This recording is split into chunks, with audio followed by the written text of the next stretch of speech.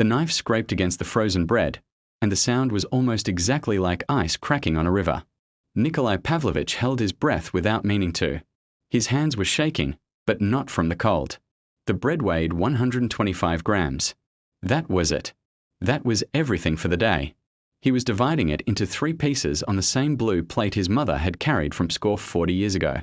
There was a chip on the edge of that plate, small and shaped like a crescent moon. His mother used to joke that the plate had survived the revolution, 2 famines, and her cooking. Now it sat on a frozen table in a frozen apartment in a city that was slowly starving to death. It was January 15th, 1942. The siege of Leningrad had been going on for 4 months. German and Finnish forces had surrounded the city completely, cutting off all roads, all railways, all hope of supplies reaching the nearly 3 million people trapped inside. By this point in the winter, people were dying at a rate of 3,000 per day. Most of them from hunger. Some from the cold. The temperature outside had dropped to 35 degrees below zero. Inside Nikolai's apartment, it was 12 below. Ice had formed on the interior walls. The windows were covered in frost so thick you couldn't see through them. And on the radio, a metronome ticked 50 beats per minute. That slow rhythm meant no air raid was coming. For now. Nikolai was 42 years old. Before the war, he had worked as an engineer at the Admiralty shipyard, building vessels for the Soviet Navy. He had been a strong man then, nearly 80 kilograms of muscle and determination. Now he weighed 52 kilograms. His clothes hung off his frame like they belonged to someone else. His cheekbones jutted out sharp enough to cast shadows. But he was alive. And more importantly, his daughter was alive. His mother was alive. That was what mattered. He finished cutting the bread into 3 pieces. 2 of the pieces were slightly larger than the third. He placed the 2 larger pieces on opposite sides of the plate and kept the smallest one in the center. Then he stood there, staring at what he had done. The pieces looked pathetic. They looked like something you would feed a bird. But this was what the city had come to. 125 grams of bread per day for dependents. 250 grams for workers. The bread itself was barely bread anymore. It was made with sawdust, cellulose, and whatever else could be stretched to fill hungry stomachs. It tasted like wood and desperation. His daughter Katia was 11 years old. She lay in the small bedroom, buried under every blanket they owned, too weak to get up most days. The doctors had a word for what was happening to her body. Dystrophy. It meant her muscles were wasting away because there was nothing to feed them. Her collarbones stuck out through her nightgown like the wings of a small bird trying to escape. She rarely spoke anymore. When she did, her voice came out thin and papery, like it might tear if she pushed too hard. His mother Vera sat by the window in the main room. She was 68 years old and had not spoken a single word in 4 days. She just sat there, motionless, staring at the frost on the glass. Nikolai didn't know if she was giving up or saving her strength. Maybe there was no difference anymore. He remembered her as a woman who never stopped talking, never stopped moving, never stopped telling him what to do and how to do it better. Now she was a statue made of bone and silence. Nikolai picked up the 2 larger pieces of bread and walked toward the bedroom first. Katia's eyes were open when he came in. That was a good sign. Some mornings her eyes stayed closed until noon. He sat on the edge of her bed and held out the bread. She took it with fingers that looked like they might snap if she gripped too hard. Then she looked at him with those enormous eyes, sunken deep into her skull, and asked the same question she asked every morning. "Did you eat yours already, Papa?" And Nikolai told her the same lie he had been telling her for 3 weeks. "Yes. I ate at the factory. They give us extra rations there because of the work." Katia nodded slowly. She believed him because she wanted to believe him. Because the alternative was too terrible to consider. She bit into the bread and chewed with her eyes closed, making it last as long as possible. Nikolai watched her and felt something twist in his chest. It wasn't his heart. His heart had been acting strange for weeks now, skipping beats, fluttering like a trapped moth. This was something else. This was the weight of the lie sitting on his ribs. The truth was, the factory had closed 3 weeks ago. There were no extra rations. There was no work. Nikolai walked there every day anyway, through streets filled with snow, and silence and bodies that no one had the strength to bury. He sat in the frozen building for hours, pretending. Then he walked home and gave his bread to Katia. He had been doing this for 21 days. He knew, in some distant mathematical part of his brain, that a human body could not survive on nothing for much longer. He had maybe a week left, maybe less.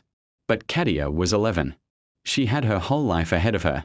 If the siege ever ended, if the Germans ever retreated, if somehow, impossibly, spring came and the ice melted and the world remembered that Leningrad existed, she deserved to see that. He did not. See, he left the bedroom and brought the other piece of bread to his mother. She took it without looking at him. Her hand moved mechanically, bringing the bread to her mouth, chewing, swallowing. Her eyes never left the window. Nikolai stood beside her for a moment, wanting to say something, wanting to hear her voice, but nothing came. The silence stretched out between them like the ice on Lake Ladog. The knock on the door came at exactly 6:47 in the morning. Nikolai knew the time because of the cracked clock on the wall. The one that still worked even though everything else had stopped. 3 sharp raps, quick and urgent.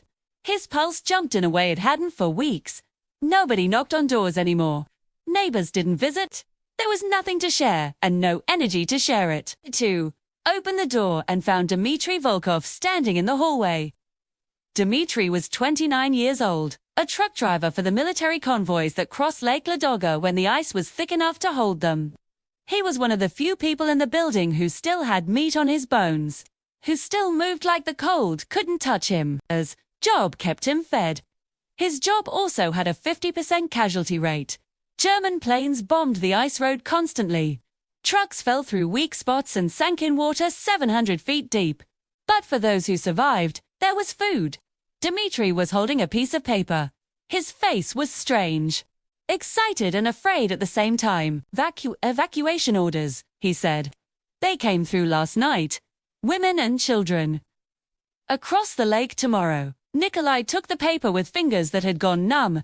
His eyes moved across the typed words, the official stamps, the names listed at the bottom. Vera Voronova, Ekaterina Voronova, his mother, his daughter. They were on the list. They were getting out. Day, after 4 months of hell, after watching the city die around them one body at a time, his family had a chance to escape. Then he read the paper again, and again, looking for something that wasn't there. His name, Nikolai Pavlovich Voronov. It wasn't on the list. He looked up at Dmitry. The truck driver's eyes told him everything he needed to know before he even spoke. Oh, only the living can cross, Dmitry said quietly. Healthy adults stay. They need workers here. They need defenders. The evacuation is only for those who cannot fight. The paper crinkled in Nikolai's grip. 30 kilometers of ice separated Leningrad from the eastern shore. 30 kilometers of bombs and artillery and trucks falling through into black water. His family would cross that distance tomorrow, packed into the back of a military vehicle, praying the ice held and the Germans missed. And he would stay here, in this frozen tomb of a city, and wait to die, unless he found another way. The clock on the wall read 6:53. 6 minutes had passed since the knock on the door. 6 minutes that had changed everything. Nikolai looked down at the evacuation papers one more time. Then he looked at the bedroom where his daughter lay, at his mother still frozen by the window, at the blue plate with the chipped edge sitting empty on the table. 7 days. He had 7 days until the convoy reached the other side. Then, somewhere in those 7 days, he was going to have to decide what kind of man he really was. The convoy was leaving in 40 minutes, and Nikolai's legs had already given out twice on the walk to the station. The third time it happened, he went down hard on his knees in the snow and stayed there for a long moment, breathing in sharp gasps that turned to ice crystals in the air. His body was telling him something very clear. It was telling him to stop, to lie down, to let the cold take him the way it had taken so many others in this city. But 40 meters ahead, through the grey dawn light, he could see the back of his daughter's head in the makeshift sled he had been pulling. Her hair was thin now, falling out in patches from malnutrition. She hadn't turned around when he fell. She didn't have the strength. It was January 16, 1942. The staging point for the evacuation was at Borisova Griva, a small railway station on the edge of the city, where the trucks gathered before making the crossing over Lake Ladoga. The walk from their apartment was only 3 kilometers. Before the siege, Nikolai could have covered that distance in 30 minutes without breaking a sweat. Now it had taken him nearly 2 hours, and he wasn't sure he could stand up again. His mother, Vera, walked beside the sled with steps that looked mechanical, like a wind-up toy that might stop at any moment. She hadn't spoken yet today. She hadn't spoken in 5 days. No, but when Nikolai fell, she stopped and stood there, waiting, not helping, not asking if he was okay, just waiting. As if she knew that words couldn't fix what was broken inside him.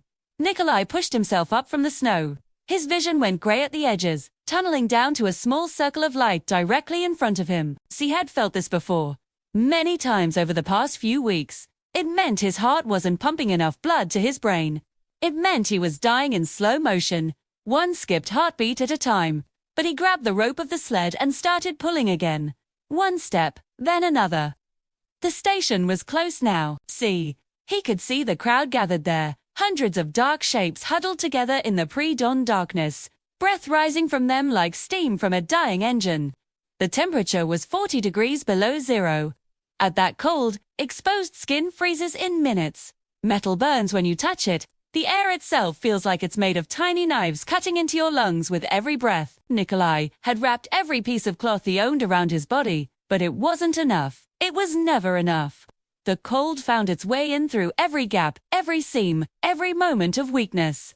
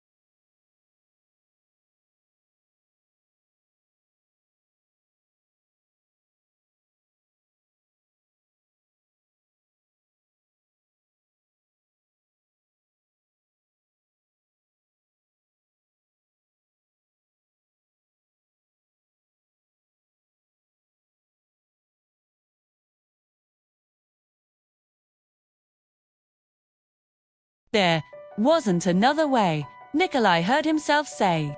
There's always another way. You were afraid to take it. The dream shifted. Now he was standing on the ice of Lake Ladoga, watching truck number 4 drive away from him. He could see Katya through the back of the canvas, her thin face, her enormous eyes. She was waving at him, and he was standing still. Not running after the truck, not jumping onto the back, just standing there, watching her go, telling himself that this was the right thing to do. But it wasn't the right thing. It was the safe thing. It was the thing his father would have done.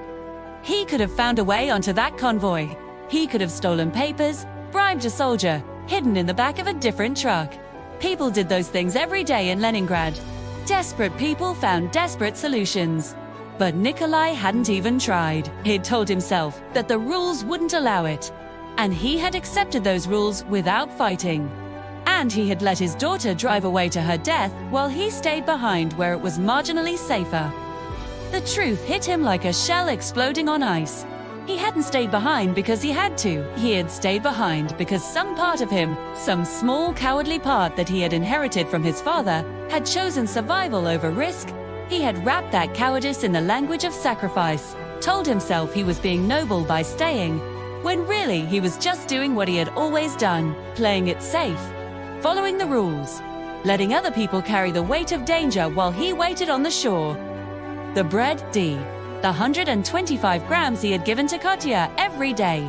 He had told himself that was love, that was sacrifice. But now he saw it differently. That was penance. That was his way of paying for the guilt he already felt, the guilt of being the kind of man who would let his daughter go without him. Nikolai woke up on the morning of January 19th with the fever broken and something new burning in its place. He was still weak, still dying by any medical standard. But his mind was clear for the first time in days, and the clarity was brutal. His daughter was gone. His mother was gone. Truck number 4 was at the bottom of Lake Ladoga, and he was still alive, still taking up space in an infirmary, still breathing air that could go to someone who deserved it more. That's when he heard the soldiers talking outside the warehouse door. A second convoy was leaving tomorrow morning. 60 more trucks making the crossing, and this convoy was different. This one included medical vehicles that would stop at kilometer 18. A recovery operation was underway. Teams were working to pull bodies from the section of ice that had refrozen after the truck went down. The water was 200 meters deep in most places, but near the edges, near where the ice had cracked, reformed, it was shallow enough that some debris had been recovered, some personal effects, and 3 survivors. 3 survivors. Nikolai's hands started shaking. 3 survivors who had somehow crawled out of the water before the truck sank completely. 3 people who had been pulled from the ice, barely alive, and transported to a recovery station at kilometer 18. The soldiers didn't know names, didn't know ages, didn't know if any of them were children, but 3 people had survived. Nikolai looked down at his body, at the skeleton wrapped in skin that used to be an engineer who built ships for the Soviet Navy. He couldn't walk more than a few steps without collapsing. He wasn't on any evacuation list.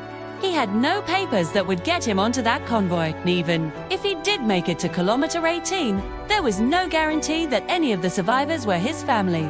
But he knew, with the same certainty that he knew he was still breathing, that he had to find out. A man died in the bed next to him that night. An old man with gray hair and a face that looked peaceful, like he had finally found rest. The nurses came and took his body away just after midnight, but they left his coat. And in the pocket of that coat were evacuation papers. Nikolai's hand moved toward the pocket, then stopped, then moved again. And then he realized that everything he had believed about himself was a lie. He wasn't noble. He wasn't selfless. He was just a man who had never been tested hard enough to find out what he really was. Until now. Nikolai took the dead man's papers at 4:17 in the morning, and his hands didn't shake when he did it. That surprised him more than anything else. He had expected guilt.